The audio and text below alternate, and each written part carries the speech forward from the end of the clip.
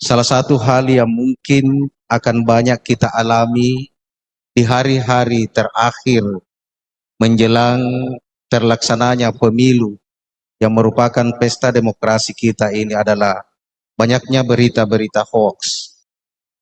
Ini memang pernah diwanti-wanti oleh Rasulullah Shallallahu Alaihi Wasallam. Salah satu asbabul urutnya ayat yang menyatakan tentang berita hoax itu.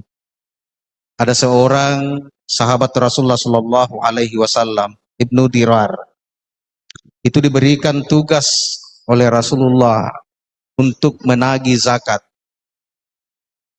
Tapi karena Dirar ini seorang yang mualaf, baru masuk Islam, sebelum sampai di kampung yang diperintahkan oleh Rasulullah, sahabat ini sudah pulang kepada Rasul. Terus melaporkan, ya Rasulullah, kaum yang ada di sana tidak mau menyetor zakat. Dulu itu Nabi punya pasukan tersendiri yang khusus menagih zakat. Di Goa belum ada pasukannya, tapi sudah ada lembaganya. Karena bapak-bapak dan ibu-ibu zakatnya sukarela. Kalau Rasulullah itu memang membuat orang-orang khusus tagih.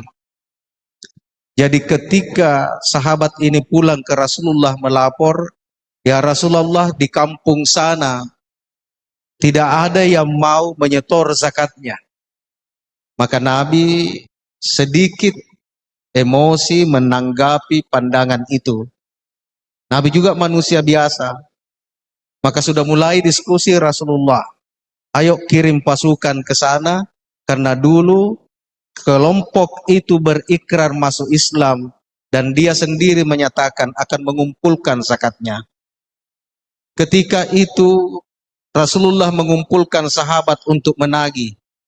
Tiba-tiba Allah menurunkan ayat, ya ayyuhalladzina amanu in ja'akum fasikum binaba'in fatabayyanu an tusibu qauman bijahalah fatusbihu ala ma fa'altum nadimin.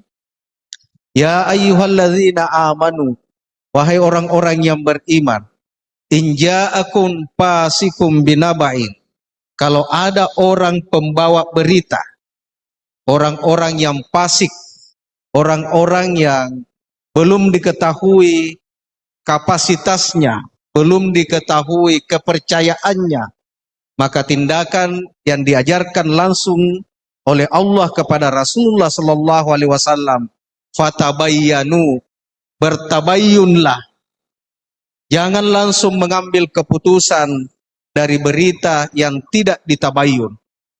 Maka ini kemudian turun ke dalam fikih Islam. Islam mengajarkan salah satu fikihnya adalah tabayyun.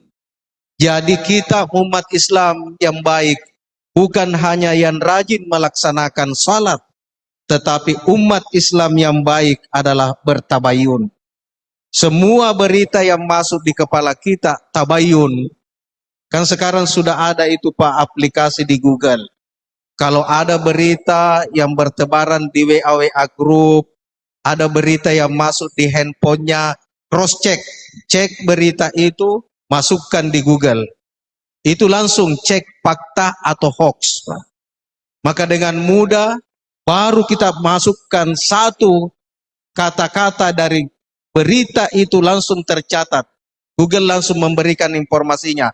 Berita itu tidak benar. Apa artinya kalau bapak-bapak dan ibu-ibu tidak bertabayyun? Fatusbihu ala ma fa'altum nadimin.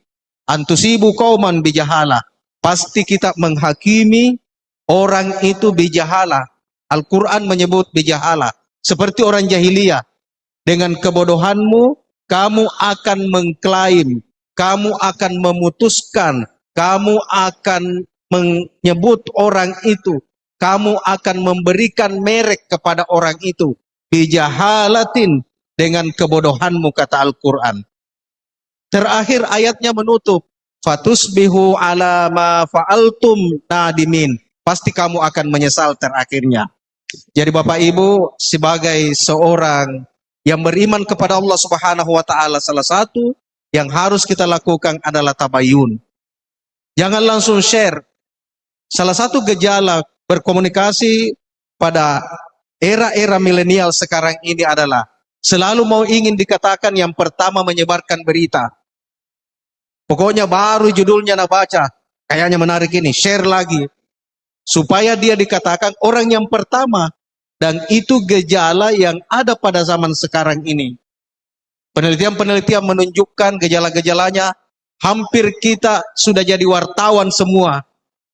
Coba makin lihat, kalau ada orang tabrakan, bukan nak bantu dulu itu yang tabrakan. Nah foto-foto dulu. Orang kehabisan darah ini, nah laporkan lagi. Lapor, dari Palangga melaporkan ini. Orang kasih yang setengah mati di situ. Karena itu salah satu gejala komunikasi yang hidup di zaman sekarang ini. Kita selalu ingin dikatakan orang yang pertama akan menyebarkan berita itu. Maka kalau tidak diikuti dengan pencerdasan dalam mengelola berita-berita ini, maka yang terjadi fatusbihu ala ma fa'altum nadimin. Pasti terakhirnya kita akan menyesal terhadap berita yang kita sebarkan itu.